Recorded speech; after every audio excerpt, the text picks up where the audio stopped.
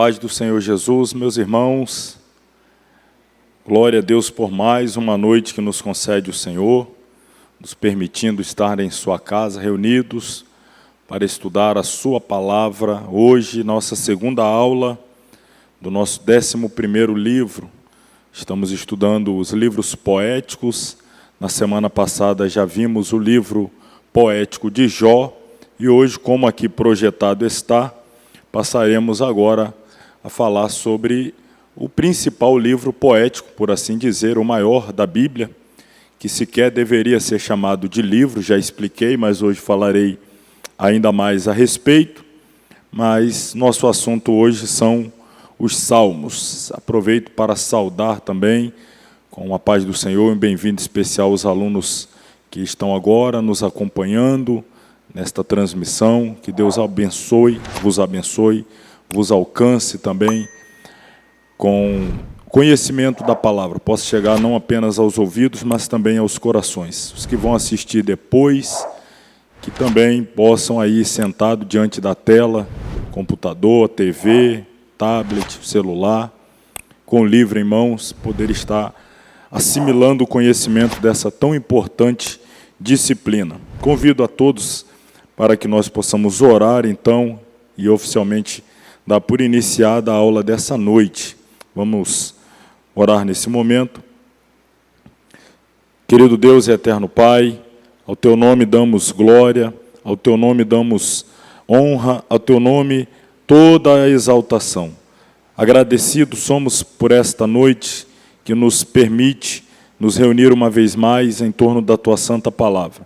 Aprender mais da mesma, aplicá-la à nossa mente, aos nossos corações, à nossa vida, ao nosso ministério. Te agradeço pela vida de cada aluno que aqui está, os alunos que à distância nos acompanham, de tantas partes deste estado, país e também do mundo, alunos que o Senhor tem feito chegar à Escola Teológica Shema, no afã de que possam também compartilhar deste aprendizado que tem sido derramado sobre cada um de nós. Te glorifico pela vida de todos, te peço, nos dê uma aula abençoada e edificante para a glória e honra do Teu nome, ó Pai. Oramos a Ti em nome de Jesus. Amém. Amém. Os que já estão com material, creio que todos estejam. Estamos aí na página 15. Lembrando que na semana passada nós demos início a este módulo, 11º.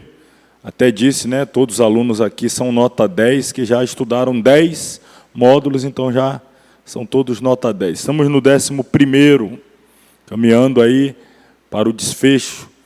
E o assunto são os Salmos, que eu já disse e repito, o ideal não seria referir-se aos Salmos como um livro, pois trata-se mais de um inário, um saltério, um compêndio de louvores, como nós vamos ver. Mas, como ele está dentro do livro dos livros, chamado Bíblia Sagrada, e por Bíblia entendemos uma biblioteca, uma coletânea de livros, a saber, 66, então aí está os Salmos dentro desse compêndio de 66 livros. Mas, enfatizo, ele está mais para um inário, um saltério, uma coletânea de louvores, do que propriamente uma literatura no sentido mais literal da palavra. Na página 15, como disse, aí está o nome Salmos, este nome que está projetado aqui também, que você tem na sua Bíblia, ele é de origem grega, e o significado desta palavra salmo é louvor em poema, acompanhado de música. Algumas vezes nós vamos encontrar alguns salmos que vai apresentar, entre parênteses, inclusive a indicação de qual instrumento deveria ser utilizado na hora do canto, da adoração daquele referido salmo. Algumas vezes, instrumento de cordas, a maioria deles são instrumento de cordas, outras vezes vai falar com adulfe, alaúde, uns instrumentos aí que não me pergunte quais são não, porque confesso que não é a minha área. No máximo eu sei o que é uma harpa, né? Só sei também, tá, irmão? Estou fazendo assim, mas não vai sair nada interessante se eu for dedilhar uma harpa, não. Mas, em resumo, um salmo é um louvor, é um poema que necessariamente precisa ser acompanhado de notas musicais. Ele não é para ser meramente lido, originalmente falando. E não era lido pelos hebreus, eram cantados, entoados. Tinha melodia, tinha rima, tinha métrica, etc. O nome hebreu, se você perguntar a um hebreu qual é o nome deste livro que nós chamamos de Salmo, ele vai pronunciar esse nome aqui, ó, que você que já estudou 10 disciplinas já é capaz de dizer o que está escrito aqui. Vou dar uma ajuda, hein? Terrilim. T-ri, H-I é o som de R, ri-lim. Terrilim. Está aí no material também o nome hebreu Terrilim. E o in no final já dá o indicativo de plural, né? Então, temos aqui louvores. Terrilim, louvores. Se eu fosse falar no singular, aqui eu colocaria um A e aqui um H. Ficaria terrilá, terrilá, aí seria louvor. Terrilim, louvores. Então, nem todos os salmos, como veremos, são hinos de louvor. Nem todos eles têm uma nota musical ou mesmo uma letra que esteja vinculado a um louvor. E isso, irmão, mais do que nunca precisa ficar muito claro, porque tem muita letra de música que nós cantamos nos nossos cultos, na nossa liturgia, que nós chamamos de louvor, mas não é louvor. Porque para ser louvor é imprescindível que aquela letra exalte o Criador, exalte a Jesus, enalteça a pessoa do Espírito Santo, né? Nos remeta a uma adoração vertical. Então, quando fica aquela letra, né? A música aí, me dá, minha bênção, me dá, Eu pergunto a você, onde que está a adoração a Deus nesse me dá. E aí depois, para rimar com me dá, você me dá, né? Rima, né? Aí isso não é um louvor, porque não tem adoração dirigida a Deus. Isso é uma petição ininterrupta, né? Algumas vezes cansativa, para não dizer outras letras, pegando aqui uma bem simplória. Então, nem todos eles são louvores, mas muitos desses 150 salmos trazem uma letra de louvor a Deus. Como nós vamos ver, os salmos é o inário da nação judia, e alguns salmos constam dos inários cristãos. Lutero, por exemplo, fundamentou o hino Castelo Forte é Nosso Deus no Salmo de número 46. Isaac Watts baseou-se no Salmo 90 para escrever o hino Ó Deus, nossa ajuda em eras passadas. Então, algumas letras que nós cantamos na harpa cristã, no cantor cristão, ou até mesmo em hinos de adoração, que a gente chamaria de corinho, é extraído do texto bíblico. E isso, irmão, eu volto a esse ponto, é fundamental. E os reformadores, por isso que eu citei aqui Lutero, que foi um dos grandes responsáveis pela reforma protestante, quando a palavra de Deus estava sendo colocada de lado, a graça, né? Lembra aí das 5 solas? Somente a fé, somente a Deus, glória, somente Cristo como intermediador, somente a graça, somente as Escrituras. E tudo isso estava sendo posto de lado no período sombrio de dominação religiosa perpetrada pela religião romana, né, na era das trevas, a Idade Média.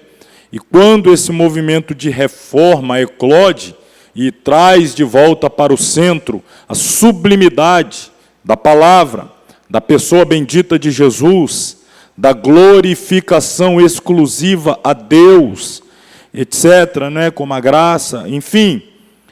Eles usaram um dos expedientes mais poderosos e eficazes para a propagação da boa teologia, que é exatamente os hinos. É muito mais fácil você gravar uma letra de um hino do que um texto lido corridamente. Se for em forma cantada, você grava. E eles entenderam isso, porque mexe com a alma, mexe com as emoções, a melodia toca no profundo do nosso ser, e aquilo grava. E aí, então, eles teologizavam por meio de letras de hino. Eles usavam as letras da Bíblia e transformavam em canções, cantavam e ajudavam as pessoas a guardar. E aí, hoje, o que a gente vê é muita música cuja letra ela vai exatamente contra a Bíblia. Ela bate de frente, não é? Ela colide frontalmente com a Bíblia. E sabe o que acontece? Muita gente que não lê Bíblia, que não busca estudar a Bíblia, que não se interessa por conhecer profundamente a Bíblia, ele baseia o seu cristianismo na letra da música. Alguns até pregam, ouve a música e prega igual ele ouviu na música. Não, deve ser isso mesmo, o cantor cantou lá, então deve estar em algum lugar na Bíblia. E ele não vai se preocupar em buscar onde que está. Ele ouviu e já vai passando para frente do jeito que ele ouviu. Então, há muita letra de música que produz desinformação bíblica, confusão, contradição. E aí eu volto a essa posição sábia e responsável, especialmente aqui estou citando os reformadores como Lutero, de se valer dessa ferramenta poderosa que é a música.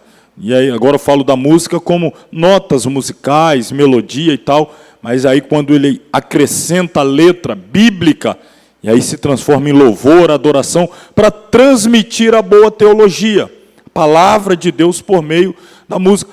Que, aliás, foi ordem de Deus que Moisés transmitisse para todo Israel, que inculcasse na mente das crianças, desde muito cedo, a palavra, quando deitasse, sentasse, estivesse caminhando, ao comer, etc., etc. E muitas das letras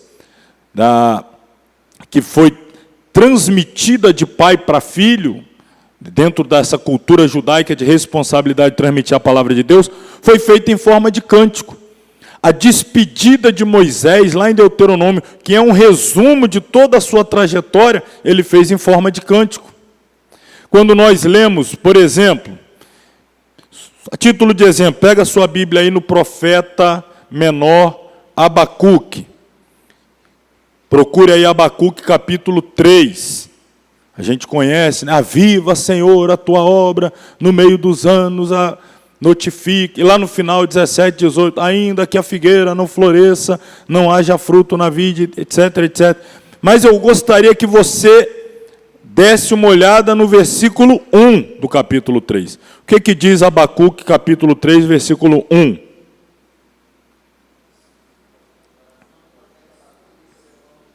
Oração do profeta Abacuque, sob que forma? Sob forma de canto. Então, todo esse capítulo 3, Abacuque transmitiu cantando, sob forma de canto. E aí, como eu disse, e aí ajuda a gravar. Quanto a gente que nunca gravou, eu dei o exemplo aqui, lá do final 17 e 18, do capítulo 3, nunca gravou a sequência ali do que é dito na Bíblia, mas foi gravado o hino, ainda que a figueira não... Aí ele gravou, porque foi trazido aí em forma de canto. Aí já ajuda a produzir essa fixação mental que naturalmente deve ser trazido aí para o coração. Então, ainda aqui falando sobre os salmos, né? Nome dele hebraico aqui, Terrilim, louvores. Na versão dos 70, que é a Septuaginta, lembrando, né, a tradução do Antigo Testamento, da língua hebraica para a língua grega. Então, quando foi feito esta grande obra de tradução da Bíblia, do Antigo Testamento, do hebraico para o grego, então, traduziram Terrilim, louvores, para salmos, que é a palavra grega que também significa louvor, por serem cantados ao som de instrumento, que os gregos chamavam de saltério. Que instrumento é esse que é o saltério? Trazer aqui, ó. Olha ele aqui.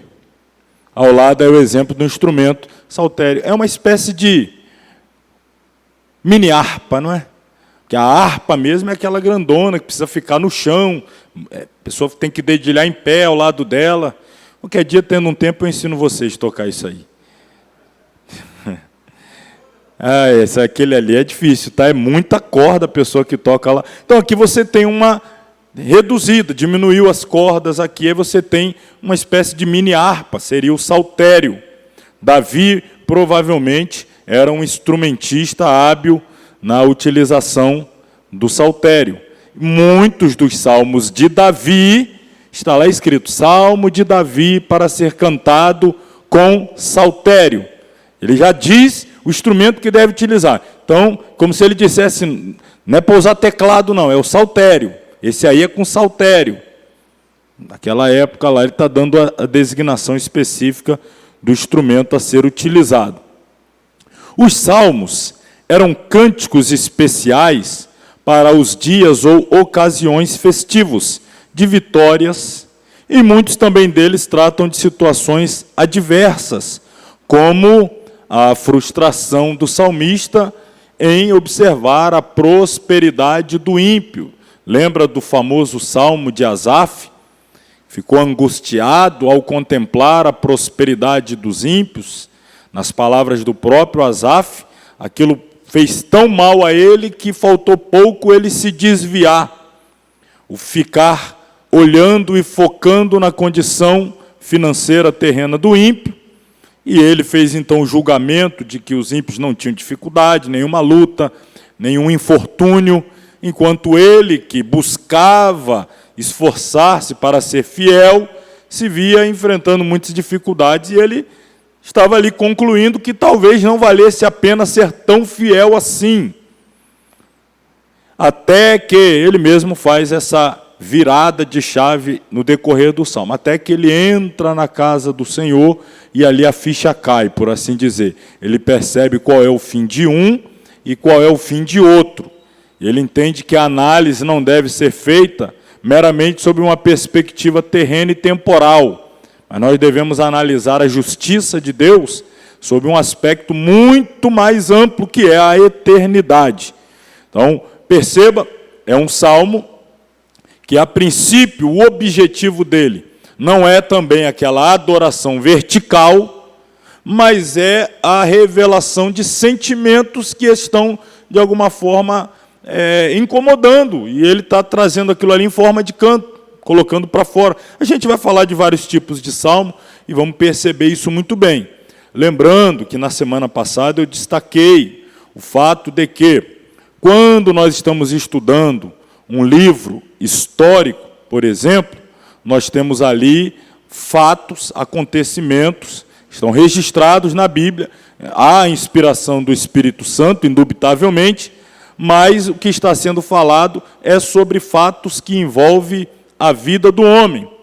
Quando nós estamos lendo profecia, profetas maiores, profetas menores, nós estamos lendo um conteúdo que é uma palavra divina, oriunda do trono, do céu, de Deus, para o homem. Então, lá nos livros históricos, está se falando sobre o homem. Nos proféticos, para o homem. Nos livros poéticos, via de regra, é o homem que está falando para Deus, abrindo o coração, revelando ali suas angústias, suas tristezas, suas decepções, sua alegria, manifestando ação de graça, pedindo misericórdia, etc. Então, ali é o coração do homem se abrindo para colocar para fora o que está sentindo. Se é tristeza, a gente vai ver um salmo de tristeza. Se é arrependimento por pecado, um salmo de arrependimento. Se é desejo por vingança, tem até isso. Aí nós vamos ter os chamados salmos imprecatórios, que é pedindo a Deus que intervenha e julgue alguma causa, puna o inimigo, entre na batalha. Nós vamos ver aqui alguns detalhes de salmos assim. Então nós temos que ter cuidado quando nós vamos fazer interpretação de livros poéticos, porque ali é a expressão do sentimento humano se abrindo para Deus. Aí você precisa entender em que contexto, qual a dificuldade, por que Davi escreveu isso. Ele estava fugindo de Saul, sendo perseguido, no outro momento estava no trono, no outro foi depois de ter caído em pecado, ele estava ali se arrependendo. Então sempre tem uma circunstância que envolve uma poesia, não é? Um livro poético em geral, em especial os Salmos. E essa é a razão, até entendo, pela qual a maioria das pessoas, a maioria esmagadora das pessoas, se identificam com os Salmos. Quando você vai dar a alguém uma Bíblia para que ela leia, ela vai pegar lá, vai ler um profeta Ageu, profeta Abacuque, como citei aqui, um Sofonias, vai ler lá um Deuteronômio, um 2 Crônicas, e vai ter uma dificuldade imensa para entender aquilo ali. Falar de rei, lutando contra rei, genealogia, em outro lá, Deus usando linguagem figurada para chamar a atenção do povo por um pecado ou outro. Eu estou falando de alguém que não tem convívio, né, que não tem nenhum conhecimento básico de história, de cultura bíblica. Se ele recebe uma Bíblia, ele vai ler esse conteúdo. Agora, quando ele lê, por exemplo, um salmo, como é a alma do homem se abrindo para Deus, então há essa conexão almática, vamos dizer assim. Ele consegue, de alguma maneira, ter uma mais fácil compreensão. Não que isso vai dar a ele a condição de fazer uma exegese profunda, mas uma identificação é mais simples. A pessoa pega lá e lê, o Senhor é o meu pastor, nada me faltará. Bom, entendi isso aqui, ele está dizendo, né, que Deus é uma espécie de pastor, cuidador, e quando Deus está cuidando, não falta nada. Deitar-me faz em verdes pastos. O pastor pega a ovelha num lugar bom, tranquilo, guia mansamente, com cuidado, com serenidade, a águas. Né? Quando anda pelo vale da sombra da morte, isso é uma dificuldade extrema, dá para entender. Tu estás comigo. Então, ele compreende melhor ali, porque é a expressão da alma de alguém dentro de um contexto pedindo socorro, demonstrando confiança em Deus. Por isso que alguns, quando pegam então para ler o Salmo, lê um 23, quando abre no 91, está lá, Deus é o nosso refúgio e fortaleza. Aliás, isso aqui é o 46, né? Estou trocando aí. 91, aí ele vai para o 91. Aquele que habita no esconderijo do Altíssimo, à sombra do Onipotente descansará. Ele olha, meu Deus, que coisa linda. Nunca mais vou fechar a Bíblia, vou deixar aberta aqui para sempre. Aí já faz isso aí, bota lá em cima da TV e fica aberta ali para sempre. Tão bonito que é. É mais fácil ter essa conexão, porque é uma revelação da alma humana, e aí o ser humano consegue alcançar mais facilmente essa compreensão. Falando aqui do aleluia, essa palavra aqui, que é muito encontrada nos Salmos, principalmente nos últimos lá. Já deixa a sua Bíblia aberta em Salmo, deixa eu pegar a minha aqui. Daqui a pouco eu vou falar de alguns em especial. Essa palavra que nós utilizamos na nossa adoração, a gente diz aleluia, glória a Deus, aleluia. O que é o aleluia? Isso aqui é uma transliteração dessa expressão hebraica aqui, que aqui já está, aleluia, aleluia. A primeira parte da palavra, halelu, o que seria halel, na verdade, halel, significa louvem, adorem, halel, louvem, adorem. A quem? Louvar, adorar a quem? Aí é que temos aqui, o iá, a segunda parte, que é uma contração do nome de Deus, o Yod, Re, Vav, Re. Então você pega a sua primeira parte ali, o Yod, Re, aí você põe a letra A para que ele fique pronunciável, Iá. Tem Bíblias, por exemplo, e aí, como eu pedi para que você abrisse sua Bíblia no Salmo, seria interessante todos aí abrir no Salmo 68. E aí vocês deem uma olhada no verso 4. Talvez tenhamos aqui alguma Bíblia que vai, se for mais antiga, ou algumas da tradução revista e atualizada. Olha, a minha está escrito assim. Eu gostaria que vocês olhassem, porque aqui estiver bem diferente é que eu quero perceber se na sua traz essa informação aqui.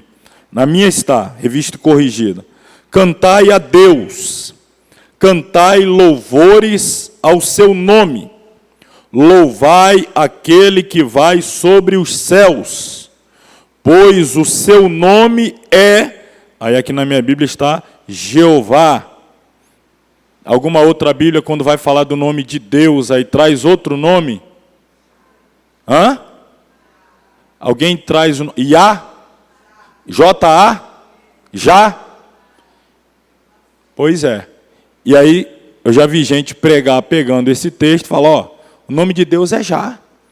O negócio com Deus é assim, é para ontem. É já, é para já. Isso é um erro de tradução. Ele pegou o YH, Iá, é o nome de Deus, ele reduziu. É o Iá. Aí ele pegou e, JA, já. Aí, só que isso tem um significado para nós. Já, é depressa, rápido, urgente. Então, se ele é lá o nome de Deus, é já. E aí vai falar que está na Bíblia, e está mesmo. Em algumas, não todas, mas aí, viu, algumas está. Mas as outras está como? O nome de Deus é Jeová.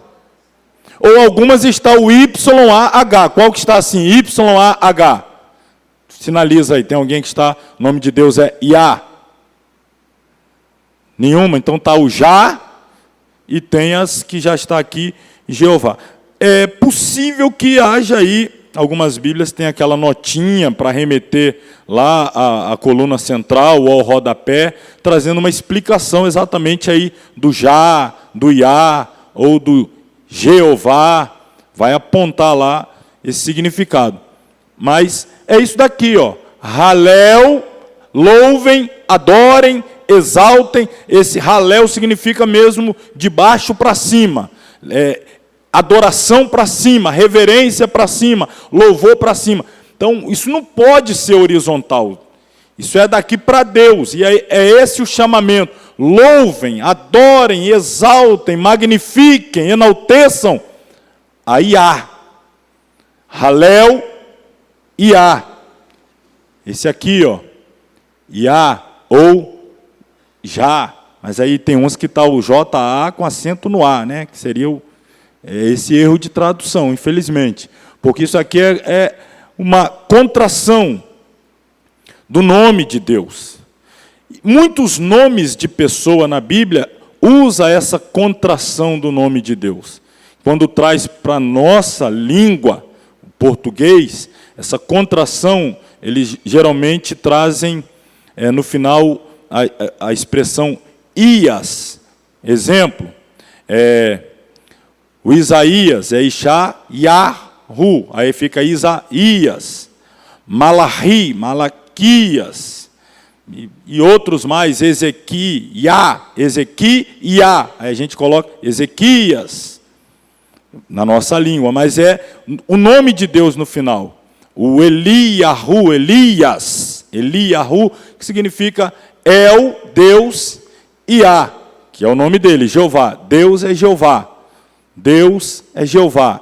El, Iá. Juntou essas duas expressões. Então, o Iá é uma redução do nome de Deus. É igual, perdoe assim, aqui fazer essa comparação muito simplória, mas é igual você que chama o José de Zé. Você pegou o nome e só deu aquela reduzida pela intimidade. Aqui é o Jeová, o Iá, para facilitar aqui, às vezes, dentro da construção de uma expressão. Logo, irmãos, quando nós vamos adorar a Deus, com essa expressão aleluia, você está dizendo louvem a Iá, que é Jeová, o Senhor, não seria correto pluralizar o final. Aleluias. Você já não pluralizaria, porque o final é exatamente ali o nome de Deus, Iá. Então, adorem a Jeová. E aí, vou te trazer vários outros exemplos aqui, para a gente fechar essa primeira parte aqui, eu começar a falar de estrutura. Vai lá no final dos Salmos, bem no final.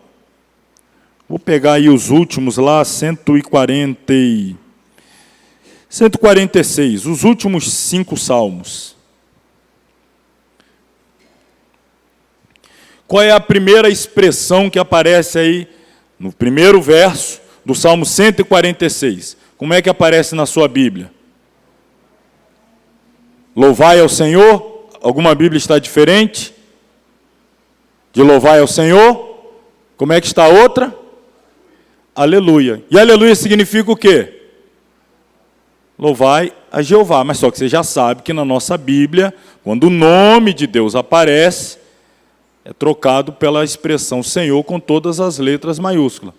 Então, louvai a Jeová, louvai ao Senhor, é o aleluia. Salmo 147, como é que ele começa? E o 148 começa como? O 149.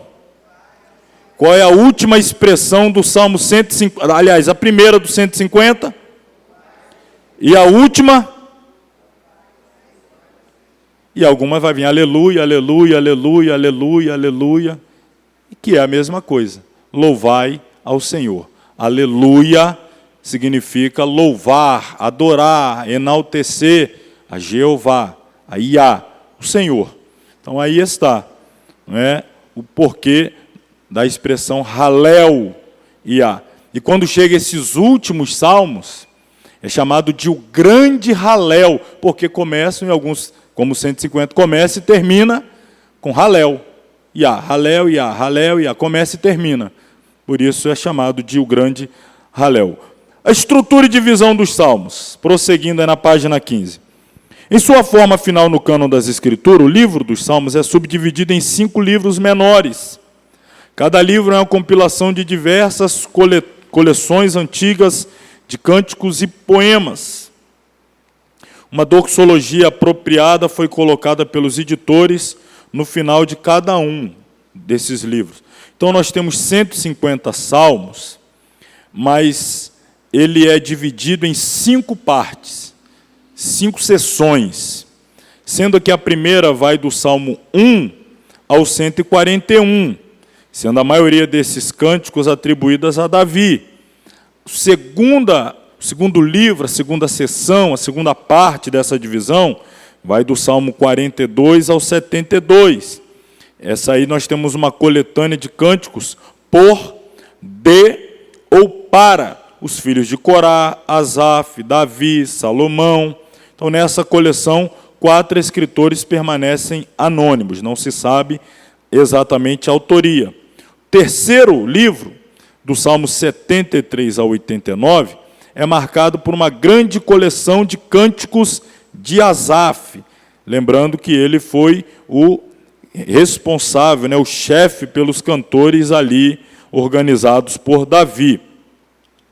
A parte do Salmo 4, que vai aí do Salmo 90 ao 106, a maioria deles também não tem os seus autores citados. Alguns têm, como Moisés, Davi, Salomão. E, finalmente, a última seção, que vai do 107 ao 150, registram-se vários cânticos de Davi. A série de cânticos chamado Halel egípcio também está no livro 5, que a gente disse aqui, alguns chamam de grande Halel, ou cânticos de peregrinação, uma boa parte está aqui. O que são hinos de peregrinação? É aqueles que eram cantados pelos hebreus quando eles estavam peregrinando para Jerusalém nas grandes festas, né? 3 vezes ao ano, os judeus, hebreus em geral, deveriam ir a Jerusalém. O calendário de 7 festas, mais 3, Páscoa, Pentecostes, Tabernáculo, eles deviam ir. E a caravana indo, eles iam como? Iam cantando. E aí esses cânticos na trajetória, chamado cânticos de peregrinação. Seria aqueles cânticos que a gente, quando vai fazer uma caravana lá para a região serrana, para outro lugar, e vai cantando no ônibus. É os nossos cânticos de peregrinação. Entrou no ônibus, Aí, tadinho, o pandeiro começa a apanhar e começa os cânticos de peregrinação, né? Aí daqui até lá, e lá eles tinham os deles, cânticos de peregrinação. Eram entoados exatamente no período em que eles migravam para Jerusalém, para as celebrações festivas. E aí os últimos que eu citei aqui, do 146 ao 150, o grande Halel. Cada cântico começa e termina com a exclamação hebraica de louvor, Halel, ou Haleluia, ou Haleluja, que é louvai ao Senhor. E aí, um detalhe que eu já citei aqui, Davi, ele é responsável pela composição de aproximadamente metade dos salmos. Isto é, dos 150, aproximadamente 75 foram escritos por Davi. Tem gente que acha que Davi escreveu todos eles.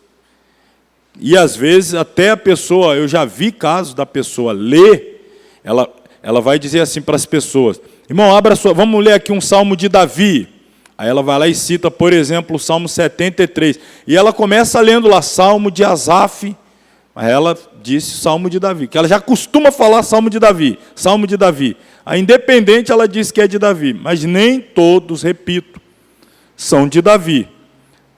A autoria aí está dizendo, o livro dos Salmos é uma compilação de diversas coleções antigas de cânticos e poesias próprias para o uso, tanto no culto congregacional, quanto para a devoção particular. Em algumas coleções, os compiladores antigos reuniram a maior parte dos maravilhosos cânticos de Davi. Em outras, eles coletaram salmos de uma variedade de autores, como Moisés, Asaf, Hemã, os filhos de Corá, Salomão, Etã, Gedutum, tudo aí compositor de salmos, né? Muitos são de fonte desconhecida. Os estudiosos judeus os chamam de salmos órfãos. Não tem pai, né? Não tem uma autoria sabida, conhecida. Aí nós colocamos uma lista com os autores e os seus salmos. Só lembrar também que algumas Bíblias, voltando ali à questão da divisão do Salmo em 5 livros, 5 seções, algumas Bíblias, principalmente Bíblias de estudo, trazem essa divisão. Quando você está lendo lá o Salmo 1, 2, 3, aí você chega lá no 42, na sua Bíblia ele diz, aqui termina o livro 1. Aí vai começar a segunda sessão.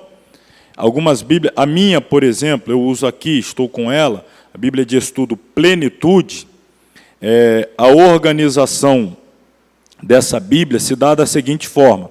Todo livro, Gênesis, Êxodo, Levítico, Número, Deuteronômio, etc., finaliza com um box, né, uma caixa lá no final, trazendo algumas aplicações extraídas do livro, a principal mensagem, o Espírito Santo revelado, alguns temas assim devocionais. Então, todo o livro termina e vem esse box no final com alguns pontos importantes.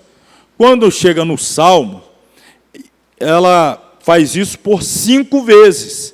Ou seja, quando termina o Salmo 41, já aparece aqui, estou abrindo aqui, se você tem uma Bíblia dessa, Plenitude, você vai ver, está lá o primeiro box, verdade em ação do livro 1 dos Salmos, de 1 a 41. Aí vem aqui algumas verdades, ação, Espírito Santo em ação, passos para a santidade, etc, etc. Aí daqui a pouco começa o 42, e vai daí adiante. Quando chega o final dessa segunda sessão, tem lá também alguma expressão que dê essa marcação, que terminou o segundo livro, vai para o terceiro, e assim sucessivamente. Então, algumas Bíblias trazem esse destaque, para você perceber essa divisão. Falando aí dos autores, então nós temos aí que Davi foi responsável por 73 salmos. Como disse, aproximadamente a metade, né? Aproximadamente 73 salmos foram de autoria davídica. No livro 1, que vai do 1 ao 41, desses aí Davi escreveu 37, quase todos, né? De 41 escreveu 37. No livro 2 ele escreveu 18, no 3 apenas 1, no 4 2, e na parte final, o quinto livro, a quinta divisão, ele escreveu 15. Asaf escreveu um total de 12, sendo lá na segunda sessão, né, ele escreveu um salmo, que foi o 50, e daí a pouco, do 73 até o 83, uma sequência de 11 salmos, todos de autoria de Asaf. Filhos de Corá, ou Coré, a gente vai falar deles daqui a pouco. Lembra aqueles lá da rebelião, lá do início da Bíblia, se rebelando contra Moisés, Coré, Datã, Abirão. Aqui tem os filhos dele, se tornaram porteiros do templo e escreveram muitos salmos para manifestar a extrema alegria por poder ficar na porta do templo do Senhor. O antepassado dele, Corá, achava pouco a posição que tinha e queria usurpar de Moisés.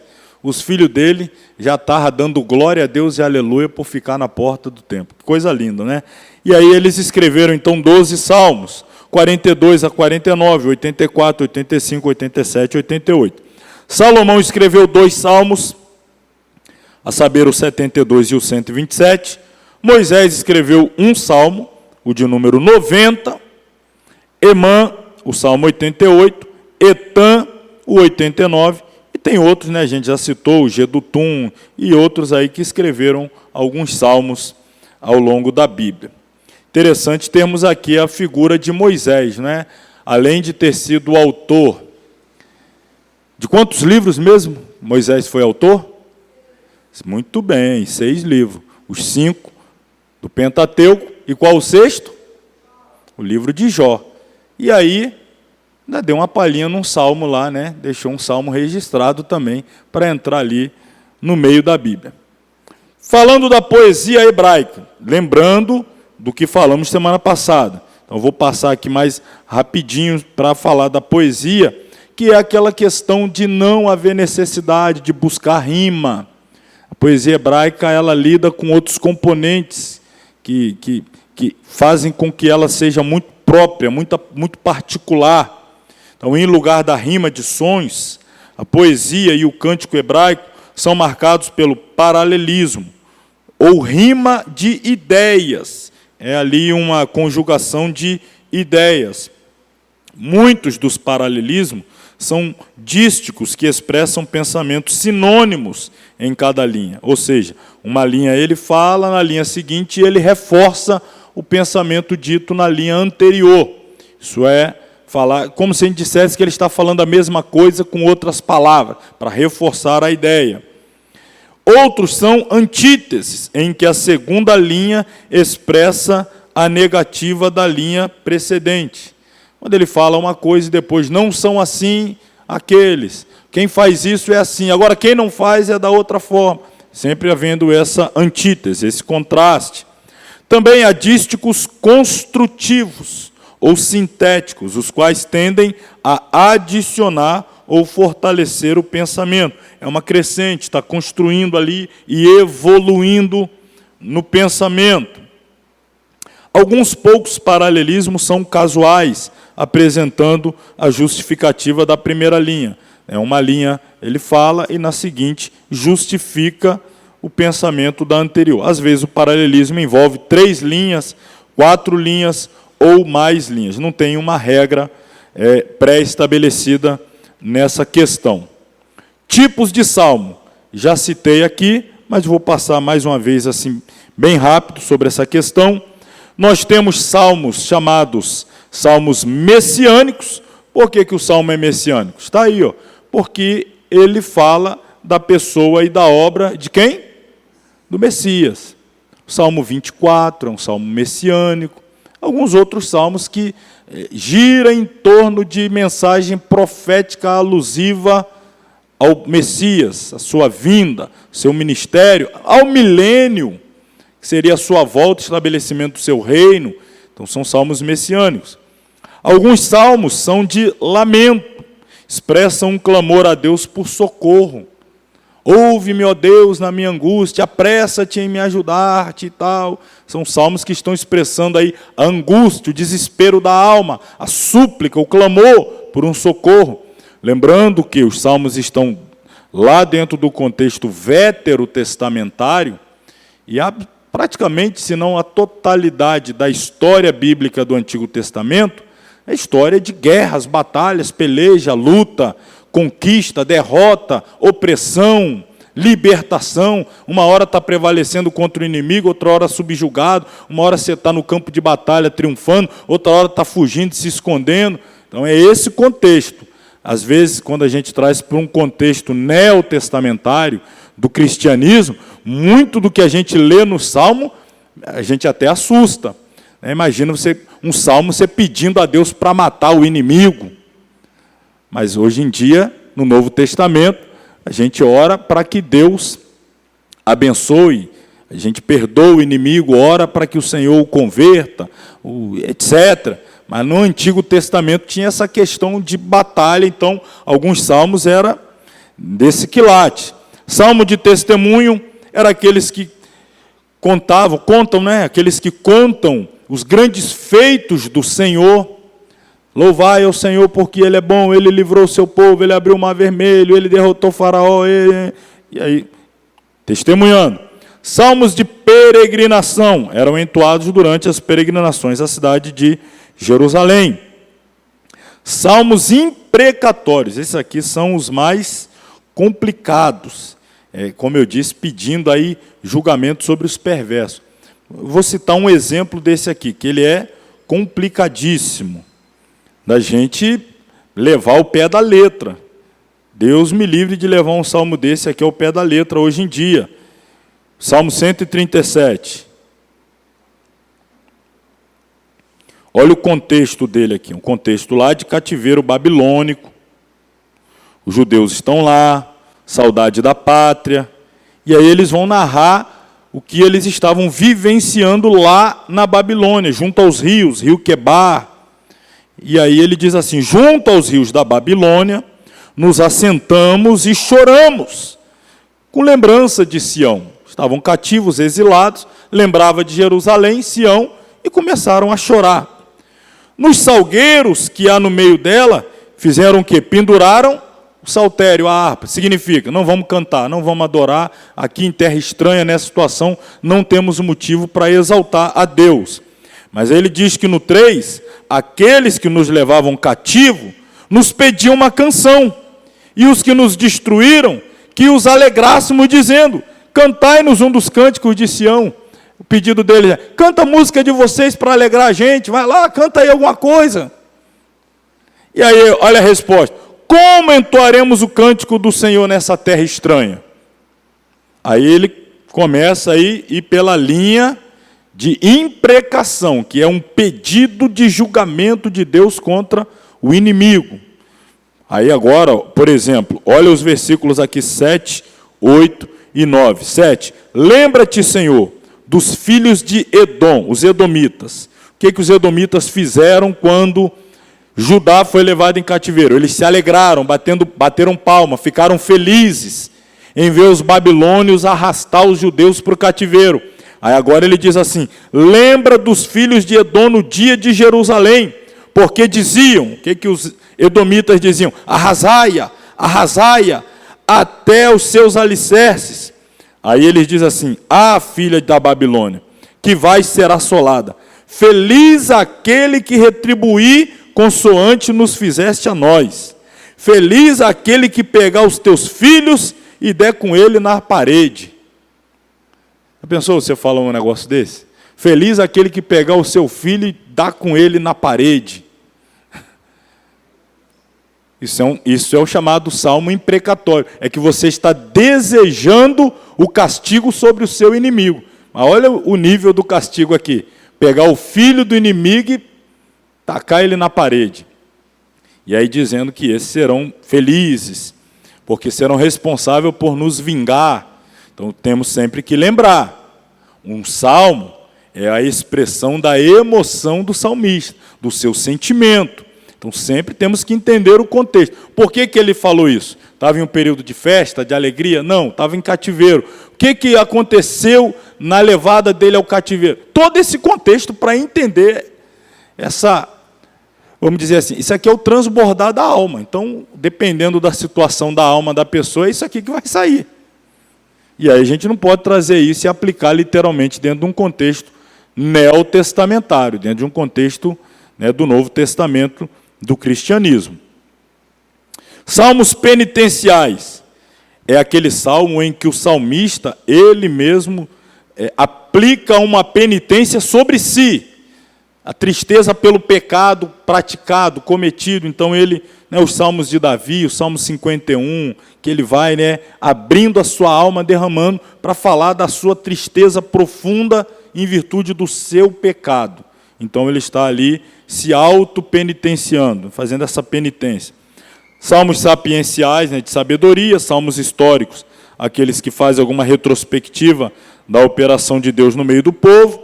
Salmos sobre a natureza, os que trazem a reflexão sobre a criação, céu, lua, estrelas, árvore, plantas, aves, animais em geral, etc.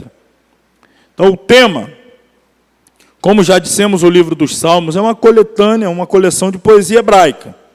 Eu vou deixar vocês lerem depois essa parte aqui do tema.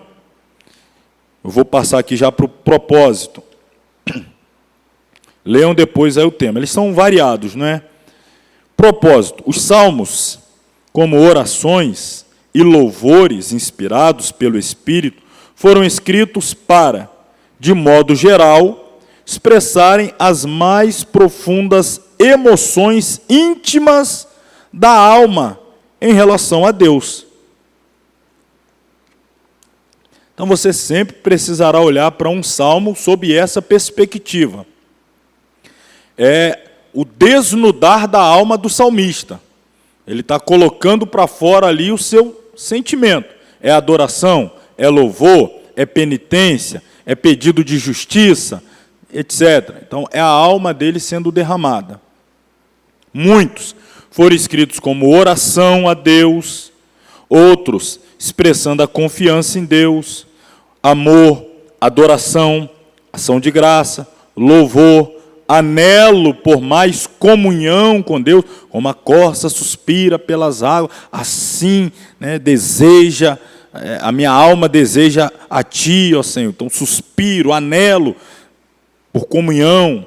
Alguns salmos ali revelam desânimo, aflição intensa, medo, ansiedade, humilhação, clamor por livramento, por cura, por vindicação. Outros foram escritos como cânticos, aí sim, de louvor, exaltação a Deus, por seus atributos, pelas grandes coisas que Ele tem feito. E, finalmente, alguns salmos contêm importantes trechos messiânicos. Então, são salmos de caráter profético. Para fechar essa parte aqui, introdutória dos salmos, olha que comparação interessantíssima entre os 5 livros dos Salmos, né, as 5 divisões dos Salmos, e a sua comparação com o Pentateuco. Veja bem, o livro 1 dos Salmos contém 41 salmos. O nome divino que mais aparece nesses 41 salmos é Jeová. Eu já coloquei aí na nossa Bíblia, vai aparecer Senhor, todas as letras em maiúsculo. Os temas mais frequentes nessa seção do livro 1, do Salmo 1 ao 41, é o ser humano e a criação. Logo, essa primeira parte dos Salmos se assemelha com qual livro do Pentateuco? O Gênesis. O segundo livro, que vai do 42 ao 72, o principal nome divino é El, Elohim, ou Deus. Os principais temas nesse grupo de salmos são livramento e redenção. Logo, eles se assemelham ao livro do Êxodo. O livro 3, contendo 17 salmos, do 73 ao 89, o nome de Deus também é El, Elohim, Deus. E o principal assunto é adoração e falar sobre o santuário. Logo, ele se assemelha ao Levítico, adoração, santuário. O livro 4, do 90 ao 106, o nome Jeová Senhor. Muito do que é narrado aqui é deserto e os caminhos de Deus em meio aos desertos da vida. E aí tem um livro da Bíblia, né, que o próprio nome dele originalmente é Bemidbar, que significa no deserto, Números. Finalmente, o livro 5, 44 salmos, do 107 ao 150, também o nome de Deus, Jeová Senhor. Principal tema, a palavra de Deus. Basta falar, é o Salmo 119, né, que está aqui dentro dessa sessão, a palavra de Deus. E quando a gente fala, né, de reforçar a importância da palavra, Deuteronômio, que é a repetição da palavra, a repetição da lei, ênfase na palavra. Então, olha que comparação interessante. Tem uns pregadores que gostam de introduzir a mensagem com essas informações, né? Então, olha aí. Tem uns que é dinâmico, eu admiro, eu não consigo não, mas eu admiro, não tenho essa capacidade de pensar e falar na mesma velocidade, mas tem uns que, porque a Bíblia é um livro composto por 66 livros, não sei quantos capítulos, não sei quantos 1000 versículos, e tal, os autores são, vai falando dos livros da Bíblia, o autor, e não sei o quê, e lá vai afora aí.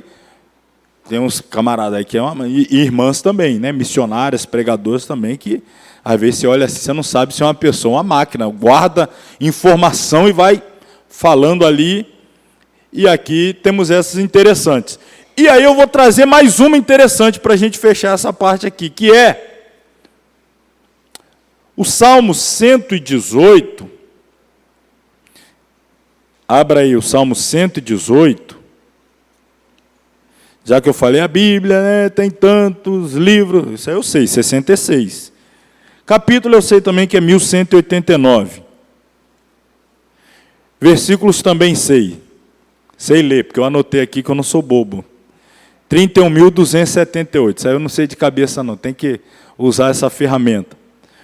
E por que eu estou falando isso aí? Porque quando a gente chega no Salmo 118, você vai perceber que o salmo que o antecede, óbvio, é o 117. Que possui quantos versos? 2. É o menor salmo. Se fôssemos falar dele como um capítulo da Bíblia, né, naquela leitura bíblica anual, fôssemos chamá-lo de um capítulo, seria o menor capítulo. E o 119, por sua vez, é o maior salmo. Se fôssemos chamar de capítulo, seria o maior capítulo. O 118 está no meio. O 118, verso 8, é exatamente o meio da Bíblia. Falei daquele número lá de 31.278, então a metade disso aí, preciso da ajuda de um matemático, é 15.000, quase 16.000, né? E algumas 16.000 e alguns quebrados. É exatamente esse aqui, o do meio da Bíblia, 118:8. E qual é a mensagem do meio da Bíblia? É melhor confiar no Senhor do que confiar no homem. Está no meio da Bíblia. Esse salmo, esse verso, ou versículo, se nós fôssemos tratar assim, do total de 31.278, esse aqui é o central. Então marca aí na sua Bíblia, né? Quando você chegar aí no Salmo 118:8, você chegou no meio. E a mensagem é melhor confiar no Senhor do que confiar nos homens. Aí você começa a segunda parte da leitura bíblica. Encerra a primeira com essa expressão. Virando a página aí a 22, você vai ver aí que eu fiz, a partir dela, a anotação dos 150 salmos. E o título, o tema, principal mensagem, ou seja, sobre o que ele fala. E o que é que eu farei a partir de agora? A partir de agora, nós vamos ler salmo por salmo, e eu vou dedicar aqui de 10 a 15 minutos para explicar cada um deles. Ou seja, a previsão de término da aula de hoje é lá para 4h30, 5 da manhã. Claro que a gente não vai fazer isso, né? Na verdade, o que nós vamos fazer a partir de agora é o seguinte: eu vou mostrar para vocês aqui o título aí de cada um desses salmos, o tema principal, e eu vou destacar um salmo desse grupo, né, dessa divisão, ou seja, o livro 1, Vou falar um salmo, livro 2, salmo, o livro 3, ou seja, nós vamos falar 5 salmos, que nem isso eu acredito que seja possível falar todos hoje, pelo menos 3 ou 4 falaremos. Então aqui no primeiro livro, a maioria deles aí de Davi, 37 deles são de Davi, nós temos o Salmo 1, que é um estudo em contraste, né, o ímpio e o justo. O 2, a rebelião pecaminosa contra o Senhor. No 3, o assunto é uma oração matutina de confiança. No 4, uma oração noturna. O Salmo 5 nos traz a oração pelo sacrifício matutino. O Salmo 6, uma oração por libertação. O Salmo 7, um clamor por socorro. O 8, o paradoxo do homem diante de Deus. O Salmo de número 9, ações de graça e confiança. O 10º Salmo, oração pela derrota dos ímpios. 11, a coragem da fé. 12, o auxílio de Deus em um mundo incrédulo. Salmo 13, amedrontado, mas não desamparado. Salmo 14, o fruto amargo da impiedade. Salmo 15, a vida de santidade. O 16, a herança generosa dos crentes. Salmo 17, uma oração urgente por proteção. O Salmo 18 nos traz uma canção de vitória. O 19, obras de Deus e palavra de Deus. O Salmo 20, oração por vitória. 21, louvor pela vitória. 22, sofrimento e cântico, um salmo messiânico. 23, pastor e anfitrião. 24, mais um salmo messiânico, adorando o Rei da Glória. 25, canção de oração e louvor. 26, profissão de fé e oração. No Salmo 27, nós temos luz do sol e sombra. 28, dificuldades e ações de graça. 29, um salmo para Pentecoste. O Salmo 30, ações de graça pelo toque curador de Deus. Olha aí que salmo bom para ser lido em culto de ação de graça por cura. 31, provado, mas confiante. 32, a alegria do perdão dos pecados. 33, louvor pelos grandes atos de Deus. 34, um salmo de livramento. 35, oração em meio ao perigo pessoal. 36, impiedade e sabedoria. 37, nós temos os justos e os ímpios. No Salmo 38, a oração do penitente. No Salmo 39, temos mais uma oração penitente. 40, a natureza da verdadeira adoração. E fechando o livro 1, o Salmo 41, fala da benevolência e também da traição. Qual salmo eu devo falar nesse primeiro livro, hein? Vamos começar, deixa eu ver.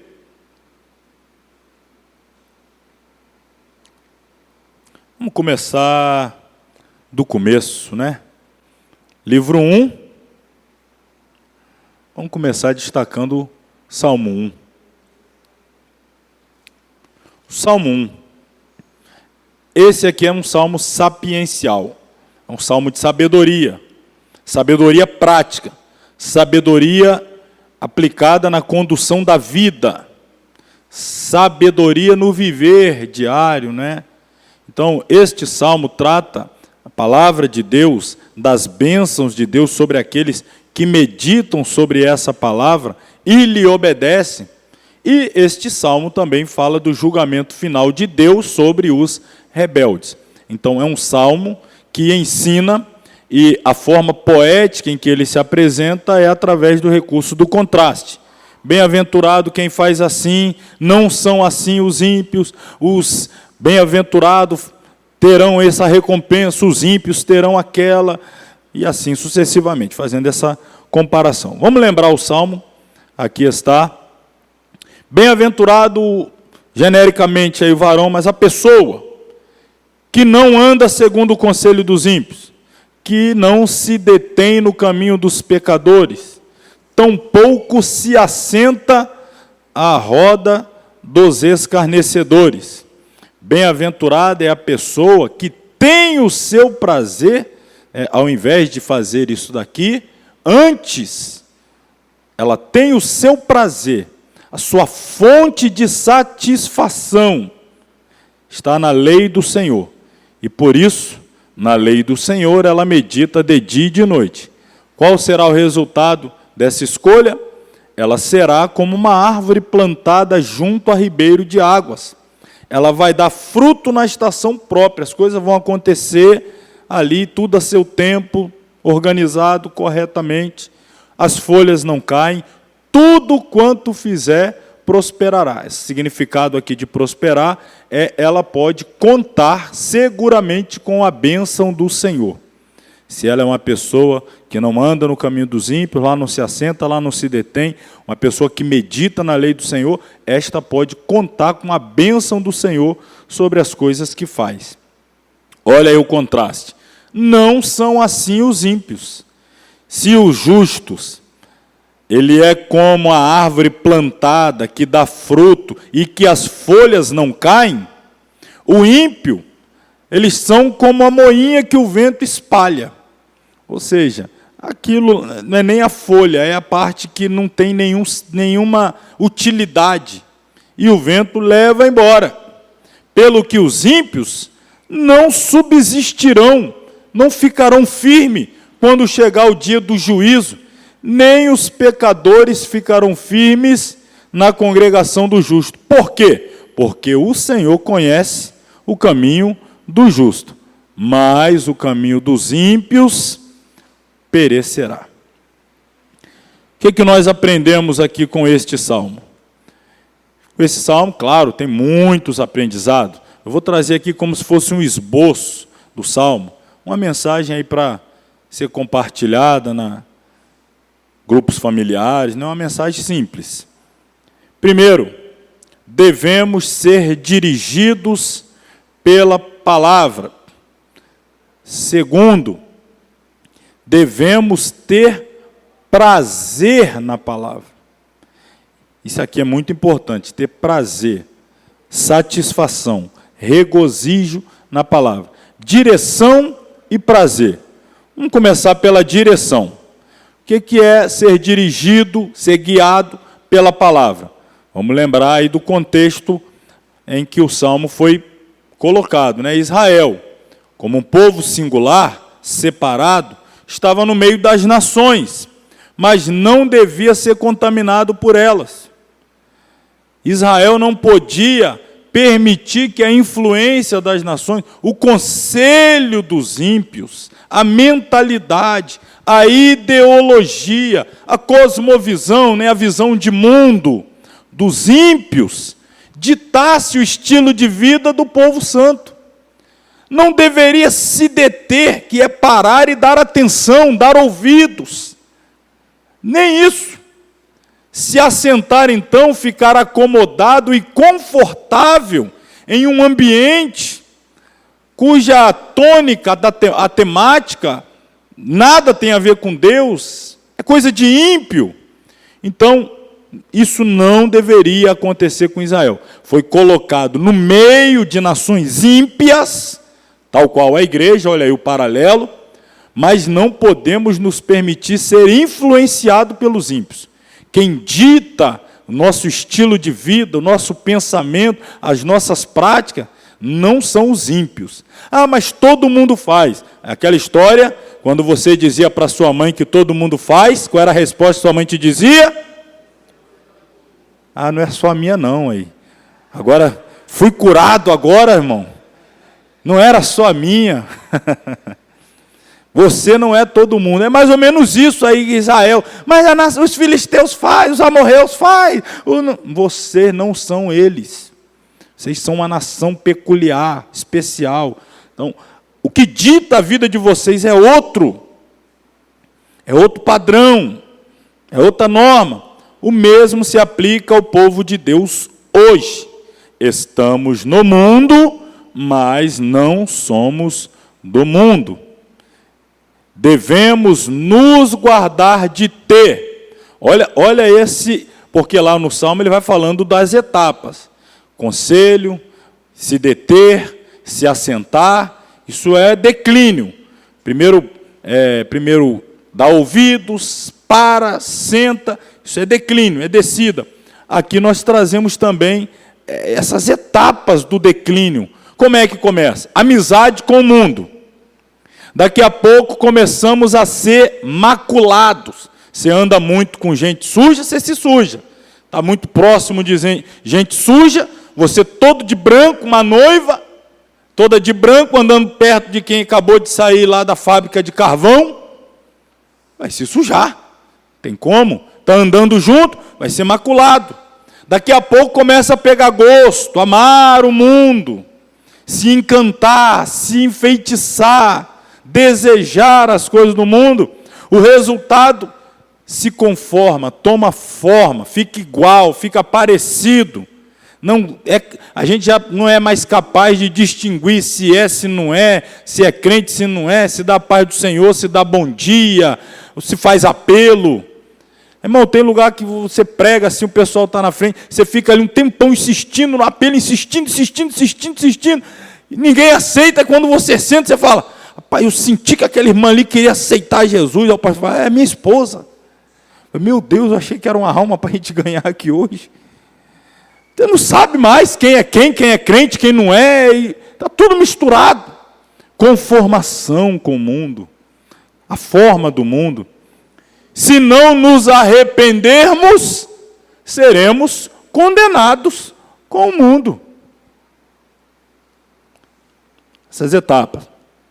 Se seguirmos os conselhos errados, ficaremos com as companhias erradas e, por fim, nos assentaremos com as pessoas erradas, o que fatalmente nos levará para o destino errado. Segundo ponto, primeiro é ser guiado, o segundo é ter prazer na palavra. Irmão, isso é uma força, vou ser redundante aqui, poderosa, que guia as pessoas. A busca pelo prazer, a busca pela satisfação, a busca por uma sensação de realização, de regozijo. Os marqueteiros que trabalham buscando influenciar pessoas para que comprem os seus produtos, eles sempre vão atrelar o produto a uma satisfação. Aquele produto não atende apenas uma necessidade. Junto dele, atrelado a ele, traz também uma satisfação, um prazer, uma realização. É assim que eles vão trabalhar. E aí, uma parte do ser humano muito forte, que é a concupiscência da carne, os marqueteiros sabem disso, a força da concupiscência, então vai trabalhar muito isso. Principalmente em se tratando dos homens, né, em especial. Aí quer vender lá uma pasta de dente, vai botar a mulher nua para vender a pasta de dente. Ele quer vender fertilizante, a mulher está nua para vender fertilizante. Agora lá o comercial é para vender ração de cachorro, a mulher está nua vendendo ração de cachorro. O tempo todo mostrando isso daí. Aí vai mexendo com a pessoa, está conectado, porque faz com que tomem atitudes, porque de alguma maneira vai dizer que aquilo ali produz algum tipo de prazer, ou vai trazer satisfação. Faça como tal pessoa, aí ele vai dar o testemunho do quão feliz ele é depois que passou a lavar o cabelo com aquele shampoo lá. Eu era uma pessoa triste, decepcionada, depois que eu passei esse shampoo, irmão, a alegria invadiu a minha casa. É mesmo? Foi só esse shampoo? E agora? Que coisa, hein? Eu quero esse shampoo aí também. E por aí vai. A força do prazer, da busca pelo prazer. Aí o que o salmista diz? Imagina uma pessoa que canaliza tudo isso para a palavra de Deus, que se deleita na palavra de Deus, que se satisfaz, que tem prazer, que busca a palavra, que sempre que ele está ali com a palavra, aquilo ali é um momento dele de realização. Quando ele não tem, ele está longe, ele fica ansioso, desejoso, querendo achar uma brecha, uma oportunidade, para de novo voltar à palavra. Ali é onde está o prazer dele. Então isso aqui, prazer na palavra e a meditação sobre a palavra devem andar juntos, pois pensamos sobre aquilo que nos dá prazer. É por isso que usa essa incutição na mente da pessoa, conecta o produto ao prazer. A pessoa vai ficar toda hora pensando. Essa é a ideia. Você não tirar o produto da sua cabeça. Mas como é que vai fazer para conectar? O prazer, a busca do prazer. Isso é uma estratégia maligna, ou em alguns casos, meramente humana. Faz parte da natureza caída humana, potencializado pelo inimigo. Agora, os servos de Deus, quando coloca a fonte do seu prazer na palavra, quando a palavra de Deus nos dá prazer, nós pensamos sobre aquilo que nos dá prazer. E é essas coisas que nós buscamos. É a essas coisas que dedicamos tempo. É igual o relacionamento, né?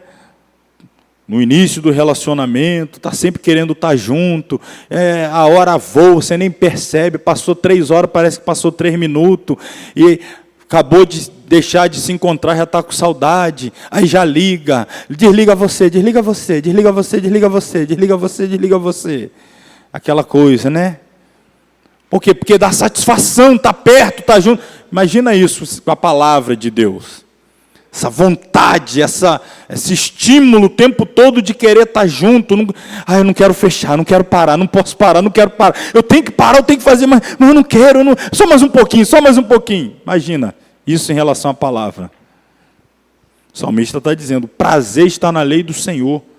Acorda, medita nela, vai dormir meditando. Medita de dia e de noite. E aí o hebraico meditar significa dizer em voz baixa e suave.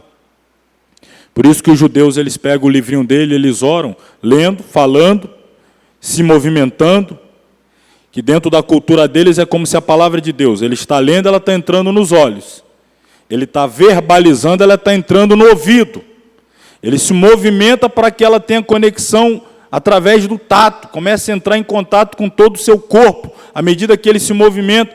Isso faz parte, talvez você nunca viu pessoalmente, mas se você colocar na TV, no YouTube lá, eles na frente do Muro das Lamentações.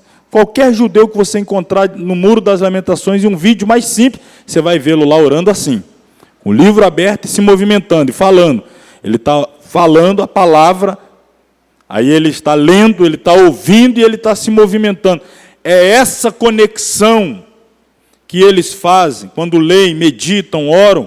Se falarmos com o Senhor sobre a palavra falará conosco sobre o Senhor. O que acontece com essa pessoa? Ela é como uma árvore.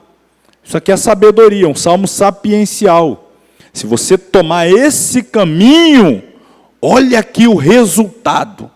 Aí você pensa, racionaliza, vale a pena tomar esse caminho para alcançar esse resultado?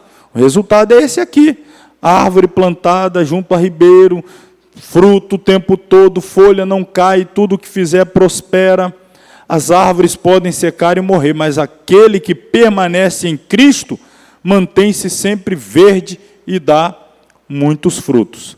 Os frutos se referem aqui a várias bênçãos, tipo, o que pode ser caracterizado como fruto? Ganhar alma para Cristo, ter um caráter piedoso, contribuir financeiramente para a obra do Senhor, obra missionária, realizar boas obras, etc. Frutos, testemunho em geral. A primeira metade do Salmo descreve uma pessoa temente a Deus. Aí agora o contraste, a segunda metade vai se concentrar em quem? Nos ímpios, que são aqueles que os cristãos devem procurar alcançar com o Evangelho. Não ser influenciado por eles, mas levar a mensagem que transforma a eles. Então, as Escrituras descrevem os perversos de várias maneiras, sendo que, nesse caso, do Salmo 1, a imagem é da palha, moinha, a palha. Ao contrário do justo, que são como árvores, os ímpios são mortos, sem raízes, espalhados por toda parte. E o que você faz com a palha, com o restolho? Destina ao fogo. Junta tudo e manda para o fogo. Então, a palha não tem nenhum valor, só serve para ser lançada no fogo. A palha fica muito próxima dos grãos, mas no final, os dois são separados. e a palha é levada pelo vento ou queimado. Geralmente, quando se faz a colheita, aí você está peneirando e joga para o alto. O vento leva a palha, o fruto, que é mais pesado, fica. Então, esses são os crentes. Quando o vento bate, eles ficam. O ímpio, o vento leva. E aí junta na outra parte para ser queimado pelo fogo. Até que isso aconteça, porém, temos a oportunidade de testemunhar aos ímpios e de levá-los para Cristo.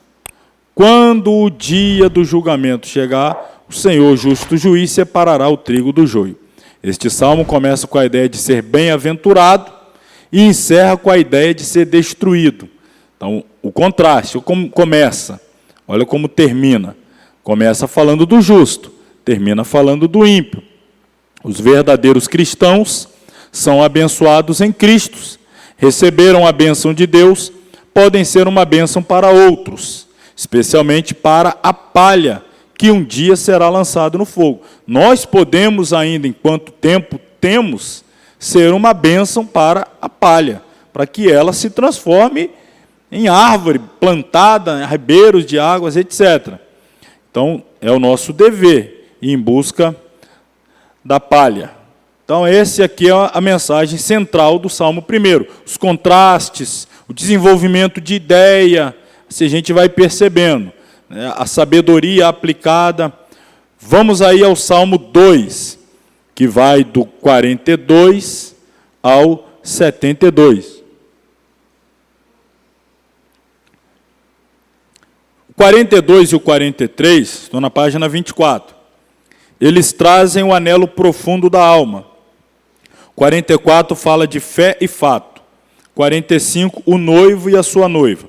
46, o refúgio seguro. 47, o Senhor é rei de tudo. 48, a cidade santa de Deus. 49, morte, o grande nivelador. 50, Deus, o juiz de tudo. 51, oração por perdão e purificação. 52, o contraste do pecador e do santo. 53, o perigo do ateísmo prático. 54, um grito por auxílio. 55, a balada da traição. 56, dificuldade e confiança. 57, perigo e oração. 58, o destino dos ímpios. 59, oração por proteção noturna. O 60 é um salmo na derrota. O 61, oração de um exilado. 62, somente Deus é uma defesa segura. 63, Deus está em tudo. 64, a loucura e destino dos ímpios. 65, uma canção de adoração. 66, um salmo de libertação. 67, um hino de louvor. O 68, Deus e suas hostes de adoradores. No 69, temos desespero e desejo. O Salmo 70, um grito urgente por socorro. O 71 fala sobre a situação mesmo no tempo da velhice. E o 72 nos traz a imagem do rei ideal. Qual salmo devo falar aqui nesse grupo, hein? Do 42 ao 72. Que bom que vocês falaram 46. Isso aí mesmo. Pensaram o mesmo que eu. 46. Deus é o nosso refúgio e fortaleza, socorro bem presente na angústia. A maioria das pessoas identifica esse salmo como a inspiração para o hino Castelo Forte ao Nosso Deus, de Martinho Lutero. O reformador, hino aí de idos de 1520, 1530, por aí. É bem provável, e aqui eu preciso chamar a sua atenção para falar do contexto histórico deste salmo. Ou seja, a ocasião em que Deus livrou Jerusalém dos assírios no tempo do rei Ezequias. Alguns acreditam que o autor deste salmo foi exatamente o rei Ezequias. E aí, vamos lembrar desse contexto. Deixa eu citar aqui, por exemplo, 2 Crônicas 32. 2º livro das Crônicas,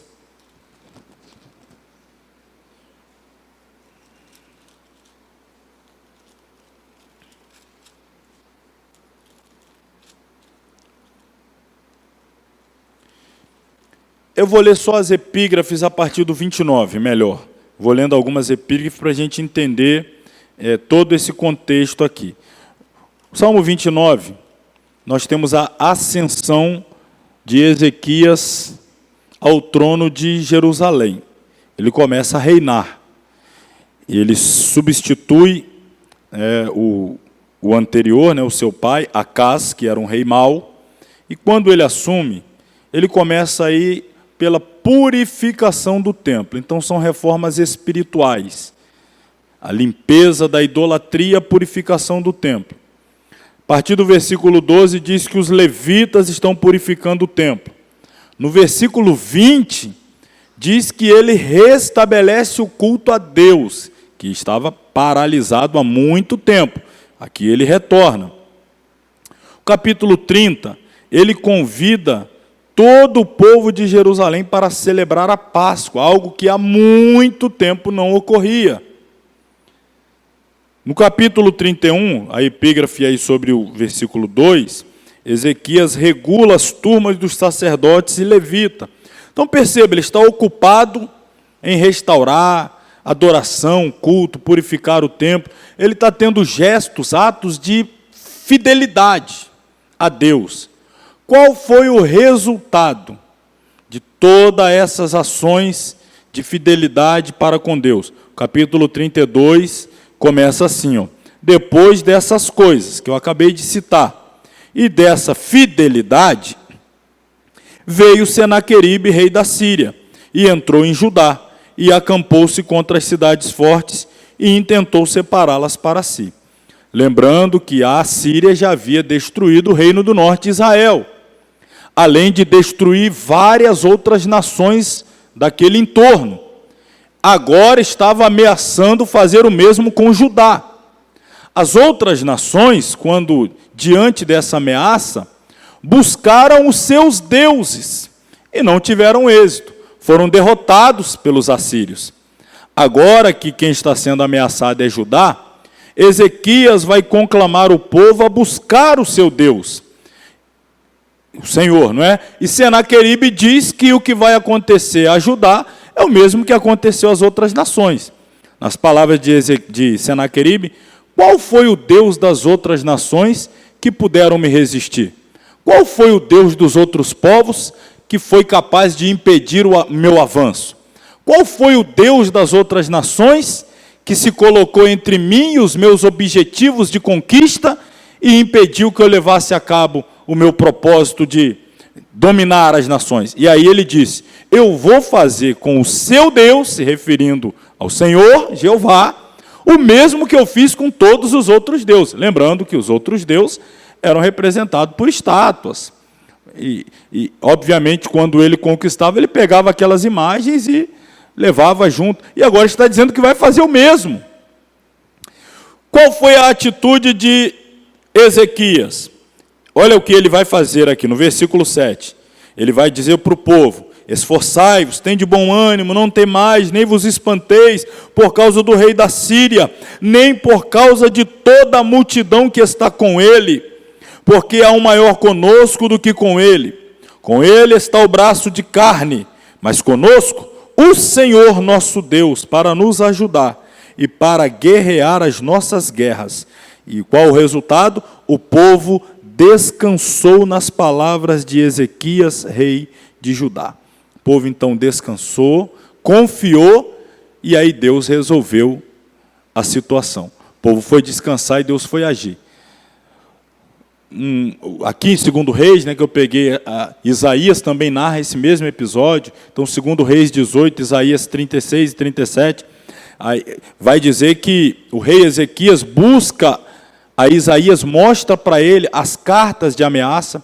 Eles vão ao templo, apresenta a Deus em oração aquela carta.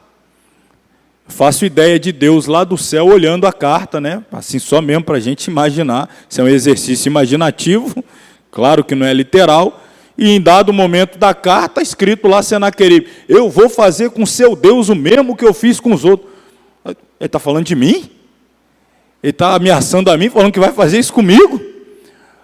Então, Ezequias, dá licença que a ameaça não é para você não, o negócio aqui é comigo, não tem nada a ver com você. A batalha é minha. Ele está falando que ele vai fazer comigo o que fez com os outros deuses. Então o assunto aqui é comigo. E aí Deus entrou na batalha.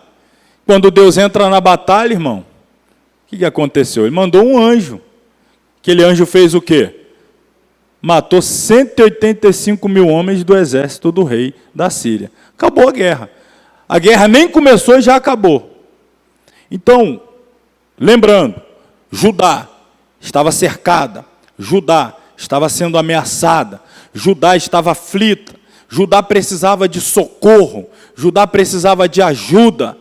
Quem foi que entrou em ação? Aí nós temos agora o entendimento do Salmo. Deus é o nosso refúgio e fortaleza. É Ele que é o socorro bem presente na hora da angústia.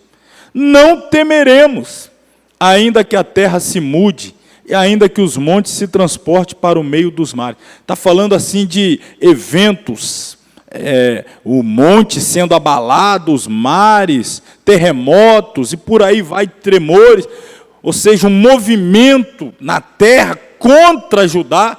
Ainda que isso aconteça, nós não temeremos. Se as águas rugirem, se perturbarem, ainda que os montes se abalem pela sua braveza. Aí ele diz assim, lá em Jerusalém, há um rio cujas correntes alegram a cidade de Deus. O santuário, o templo da morada do Altíssimo. O segredo, Deus está no meio dela. Não será abalada.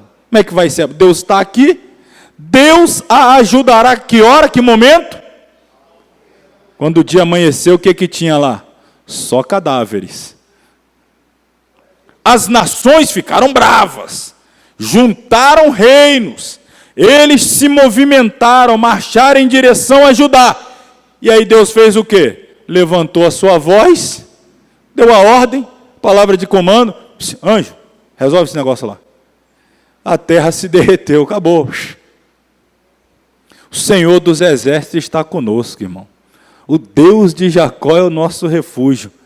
Só sobrou agora para Ezequias dizer o seguinte: vem cá, contempla as obras do Senhor. A gente não fez nada, foi Ele. Que desolação tem feito na terra. Ele cessou a guerra até o fim da terra. Ele quebrou o arco, ele cortou a lança, queimou os carros no fogo. Não teve batalha, ele acabou com todo o armamento bélico do inimigo. Arco, lança, flecha, carro. Aquietai-vos, aí Deus entra, para fazer a segunda voz. Aqui é um cântico, Aquietai-vos e sabei que eu sou Deus.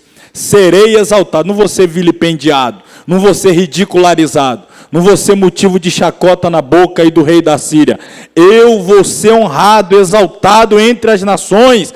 Eu serei exaltado sobre toda a terra. Aí Ezequiel falou, agora até animei de repetir o coro da canção. O Senhor dos exércitos está conosco. O Deus de Jacó é o nosso refúgio. Então aqui a gente vai desenhando, todo o acontecimento. A ênfase do Salmo é a presença do Senhor com o seu povo.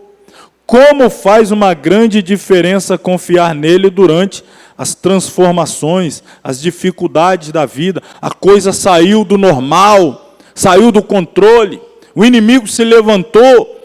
Confiar em Deus. O Salmo concentra-se no Senhor, em quem Ele é para o povo que confia nele. Deus é nossa fortaleza. Essa imagem ali, de uma fortaleza. A palavra traduzida por refúgio significa um abrigo, uma rocha de refúgio, esconderijo, de estar ali protegido. O termo declara que Deus é um refúgio confiável para seu povo quando tudo ao redor parece estar desmoronando. Ainda vale a pena continuar confiando em Deus. E outra, Ele é socorro presente, bem presente, mas que não pode operar em nosso favor, a menos que façamos o quê? Confiemos nele. Por isso que eu fiz questão de ler. O Ezequias deu a palavra para o povo, e o texto diz, e o povo descansou. Descansar significa sair de cena e deixar Deus agir. Tem aquele negócio de entreguei na mão de Deus e está agindo. Está na mão de Deus, está agindo. Está na mão de Deus, está agindo. Está na mão de Deus, está agindo. Está na mão de Deus. Tá... Deus falou, está na minha mão não. Só vai estar na minha mão quando você parar de agir. Quando você entregar e descansar, aí Deus vai agir. Mas esse negócio de estar na mão de Deus e articula aqui, liga para lá, fala com não sei quem aí, tenta daqui e dali. Eu já coloquei na mão de Deus. Não está na mão de Deus. Estará na mão de Deus quando nós não fizermos mais. Não estou dizendo parar de orar. Oração é justamente demonstrar confiança no agir de Deus. Mas estou falando dessas atitudes, articulações paralelas aí em alguns casos. Então aqui, quando o povo descansa em Deus, confia, ele age. A palavra tribulações refere-se a pessoas em lugares apertados, encurralados, num canto, incapazes de sair dessa situação. A demonstração para tais ocasiões é essa aqui, ó. Não temas. Quando os oficiais assírios ameaçaram Jerusalém, Isaías disse para o rei, não temas por causa da palavra que ouviste. Não permita que o seu coração se abale. Não deixe que a fé que você tem no Senhor seja arranhada. Continue confiando. Ah, mas eles falaram, não permita que essas palavras que vêm de fora mova a fé que está enraizada no seu coração. Permaneça inabalável em sua fé. A terra pode mudar. As montanhas podem ser arremessadas violentamente no mar. Podem vir terremotos, maremotos, mas todas as coisas estão sob o controle do nosso Senhor soberano. Ele é a nossa fortaleza, refúgio em meio às incertezas da vida. O Salmo fala do rio de alegria, né? Há um rio cujas correntes alegram. Então a cena aí é Jerusalém, no meio, cercada, sitiada pelo exército assírio, mas, sem dúvida, Jerusalém era uma cidade santa. Para que o Senhor salvasse o povo da destruição, foi necessário que o rei e o povo se voltasse para Deus, com uma atitude de contrição e fé. Deus socorreu Jerusalém quando o dia amanheceu, pois o anjo do Senhor matou 185.000 soldados assírios e mandou Senaqueribe de volta para casa. Voltou. Bastou Jeová dar a ordem, ele levantou a sua voz e a terra, o inimigo foi derrotado. Ele é o Senhor dos exércitos. Em todas as circunstâncias podemos beber de seu rio de alegria e encontrar a paz e as forças de que precisamos. A última parte do Salmo, Deus é nosso Deus, e sempre que ele entra em ação, está muito clarinho ali, né? Ele será glorificado. A terceira cena mostra os campos ao redor de Jerusalém, em que os soldados estão mortos, as armas, equipamentos espalhados, quebrados. Não havia ocorrido batalha alguma, mas o anjo do Senhor deixara esses vestígios, a fim de estimular a fé do seu povo. Por isso é dito, ele faz cessar a guerra. Acabou. Ele entrou na guerra, acabou a guerra. Ou vai ficar estendendo a guerra, Deus lutando, e aquela guerra passa uma semana, um mês, um ano, e Deus, estou quase lá, segura que eu estou quase lá. Não, ele entrou na guerra, acabou a guerra. Ele faz cessar a guerra. O Senhor derrotou, desarmou o inimigo, voltando aqui, né? Derrotou, desarmou os inimigos, destruiu as armas de modo que não podiam mais atacar, acabou a guerra. Aquietai-vos, quer dizer literalmente, não mexe em nada, descansem. Pelo fato de Ezequias e de seus líderes terem permitido que Deus fosse Deus, ele os livrou. Então, encerrando, foi assim que o rei Ezequias orou. Agora, pois, ó Senhor nosso, sê servido de nos livrar da sua mão, e assim saberão todos os reinos da terra que só tu és o Senhor Deus. Porque as outras nações confiaram nos seus deuses, foram derrotados. E o Senaqueribe estava usando esse argumento. Qualquer nação que confie em seu Deus é derrotada e o seu Deus passa vergonha.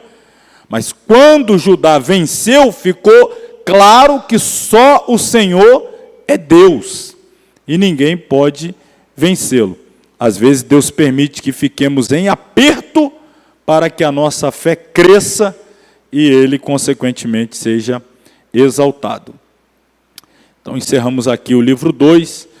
Nós vamos falar do livro 3, encerrar a aula no livro 3. Semana que vem eu pego aí o 4, 5 e já entro em Provérbios. E aí já antecipo a aula seguinte, a aula 4, será a última, falaremos de Eclesiastes e Cantares na aula final. Livro 3, página 26. Aqui temos os salmos 73 a 89. 73, o problema dos ímpios que prosperam, né? O salmo de Asaf. 74, o lamento pela desolação da cidade. 75, uma liturgia de louvor. 76, uma canção de celebração. 77, canção em vez de pesar. 78, a mão de Deus na história. 79, a canção fúnebre de uma nação. 80, um clamor por restauração. 81, o significado do ritual religioso. 82, a visão do julgamento. 83, oração em uma época de perigo nacional. 84, olha, fome pela casa de Deus. 85, louvor, oração e expectativa. 86, orando a oração da fé. 87, as glórias de Sião. 88, a noite escura da alma. E, finalmente, 89, a fidelidade de Deus. Vamos de fome pela casa de Deus. Salmo 84. Pode deixar sua Bíblia aí. A felicidade daquele que habita no santuário. Esse salmo de Davi aí é de quem? Parece aquelas pegadinhas, né? Esse salmo de Davi é de quem? É porque não é de Davi. Esse salmo aí é de quem?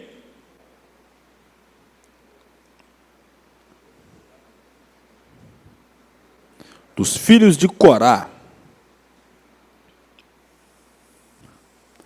Então vamos ver aí quais são as lições desse salmo.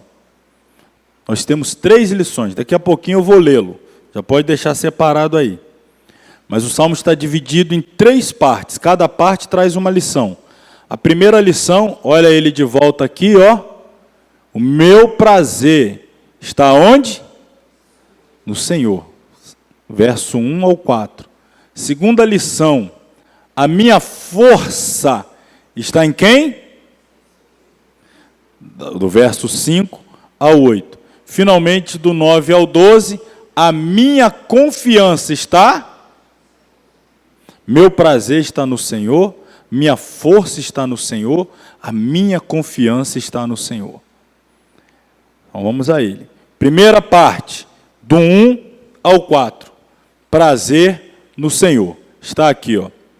Quão amáveis são os teus tabernáculos, Senhor dos exércitos. A minha alma está anelante, desejosa, ávida, e desfalece, a ponto de desmaiar de desejo pelos átrios. Que coisa linda, hein? Do Senhor. O meu coração e a minha carne clamam pelo Deus vivo. Culto completo, racional, corpo, alma e espírito. A minha alma, o meu coração, a minha carne, culto completo. Até o pardal encontrou casa, e a andorinha, ninho para si e para a sua prole, junto dos teus altares, Senhor dos exércitos, Rei meu e Deus meu. Bem-aventurados que habitam em tua casa, louvar-te-ão continuamente. Lembrando, irmão, o contexto aqui é veterotestamentário. Pouquíssimas pessoas tinham direito a entrar na casa de Deus. E quem ficava do lado de fora ficava assim, ó, suspirando, anelando, desejando e dizendo: bem-aventurado, feliz é aquele que pode entrar, que tem o privilégio de desfrutar dos átrios do Senhor. Segunda parte do Salmo, versos 5, 6, 7 e 8. Minha força. Ele diz assim: bem-aventurado o homem cuja força está em ti, em cujo coração estão os caminhos aplanados, retos, o qual passando pelo vale de Baca, daqui a pouco eu falo desse vale aqui, vale de Baca, faz dele uma fonte, a chuva também enche os tanques. Vão indo de força em força, cada um deles em Sião aparece perante Deus. Senhor, Deus dos exércitos, escuta a minha oração, inclina os ouvidos, ó Deus de Jacó. Terceira e última parte, verso 9, 10, 11 e 12, confiança está no Senhor. Olha, ó Deus, escudo nosso, e contempla o rosto do teu ungido, porque vale mais um dia nos teus átrios, do que em outra parte 1000. Vale mais passar um dia na tua casa do que 1000 dias em qualquer outro lugar. Preferiria estar à porta da casa do meu Deus a habitar nas tendas da impiedade. Porque o Senhor Deus é um sol e escudo. O Senhor dará graça e glória. Não negará bem algum aos que andam na retidão. Senhor dos exércitos, bem-aventurado o homem que em ti põe a sua confiança. Então vamos lá tratar desses 3 temas. Primeiro, prazer no Senhor. No início do Salmo, o salmista deixa claro que o templo é amado por todos os que amam o Senhor. O templo era o local da habitação de Deus, o palácio onde residia a sua glória. Hoje, Deus não vive em construções feitas por homens, sabemos disso. Mas ainda assim devemos ter uma reverência especial pelas construções, tijolo, parede, concreto, enfim, que são consagradas a Ele. Na antiga aliança, como disse, nem todos podiam ter acesso ao ambiente do templo. E aí davam um valor extraordinário. Hoje, basicamente todos. O pior pecador, se quiser, entra por essas portas sem nenhum problema. Entra aí qualquer um. Está livre, o acesso é livre a todos que queiram entrar. Estou falando no templo, não necessariamente na presença de Deus, mas um ambiente que foi consagrado para Deus manifestar a sua glória, curar, renovar, edificar, revelar a sua palavra, a sua vontade, enfim. Ainda que vivamos na dispensação que nos é permitido, todos os dias, em qualquer horário, estar na casa de Deus, isso, irmãos, não pode diminuir a nossa reverência pelo lugar. Não podemos tratar este ambiente como um lugar qualquer. Devemos ter respeito. Por quê? Como é que eu posso dizer que eu reverencio, respeito, honro, ou até amo uma pessoa, se eu vou na casa dela e lá eu jogo sujeira no chão, colo chiclete no sofá dela, entro com sapato sujo, sujo tudo, eu digo que amo, que respeito, que reverencio, mas trato o ambiente em que aquela pessoa vive com desprezo, com menosprezo, de qualquer maneira. Não podemos agir assim em relação à casa de Deus, dizer que o amamos, e aí trata a casa de Deus relaxadamente, de forma irresponsável, irrefletida. A forma como nós tratamos a casa de Deus revela também um pouco, não tudo, mas um pouco da nossa reverência, amor, zelo e respeito para com o dono da casa, para com o Senhor. O salmista, então, ele tinha essa reverência, ele tinha esse zelo. O salmista clama a Deus com todo o seu ser. Ele chega a ponto de, no Salmo, revelar uma certa pitada, de inveja pelos pássaros que entravam. Às vezes a porta estava aberta, ou as cortinas, daqui a pouco um pássaro entrava, e ele lá da porta, o pássaro entrou, eu não posso entrar, e o pássaro está lá dentro.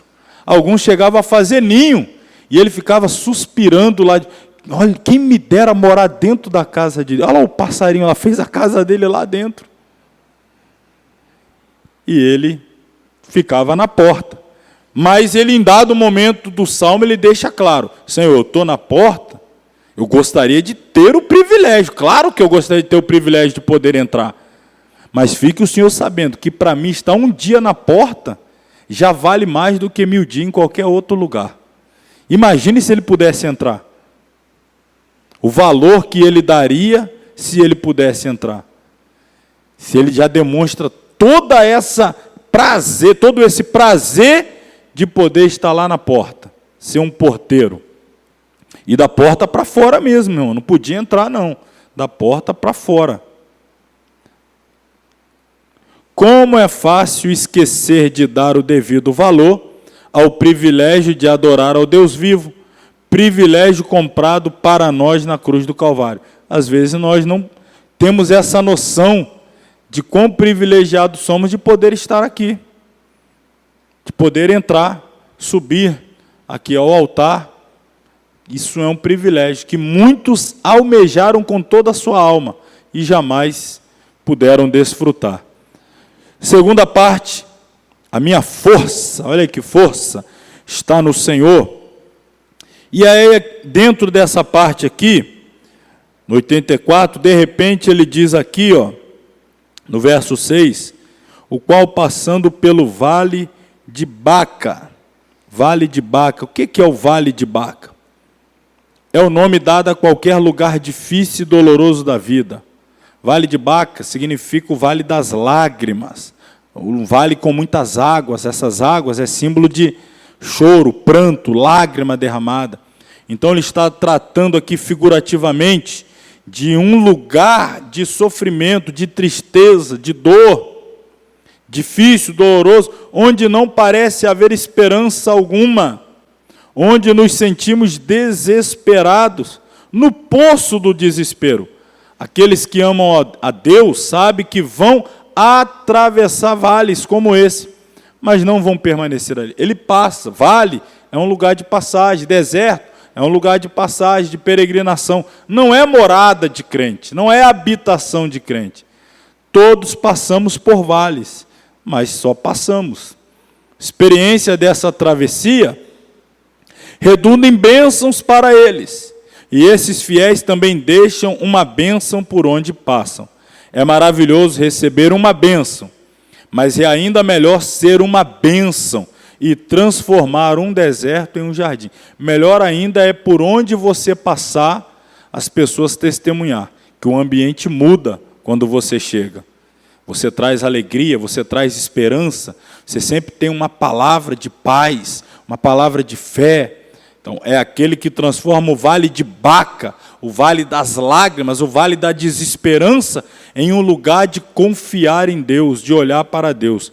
Então, bem-aventurado é esse homem, que a força dele não está nele, ele está em um ambiente humanamente desesperador, mas ele não se desespera, porque a força dele não está nele, a força dele está no Senhor.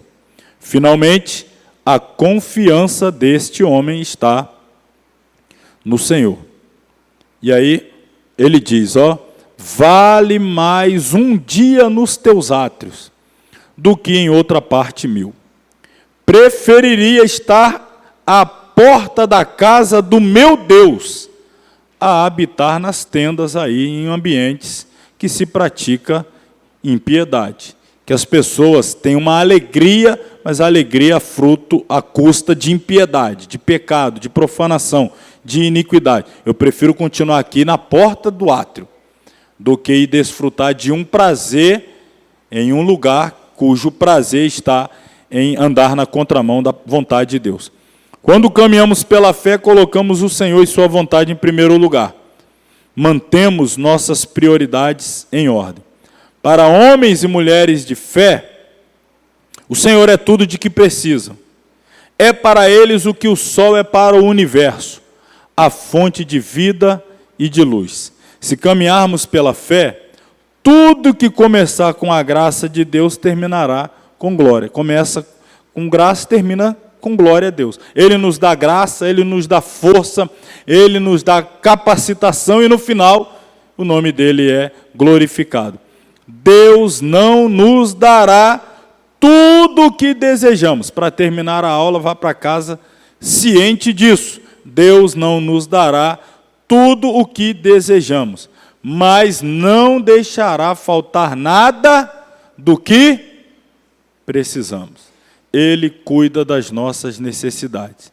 O Deus que sabe até quantos fios de cabelo tem na nossa cabeça, significa que Ele sabe as nossas necessidades e está comprometido em cuidar de cada uma delas. Portanto, saia ao final dessa aula, irmão, tendo prazer em Deus, alegria em Deus, confiança em Deus, fé em Deus.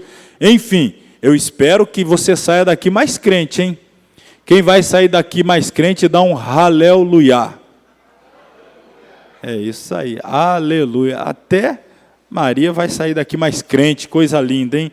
Deus abençoe. Então, irmãos, encerramos a nossa segunda aula.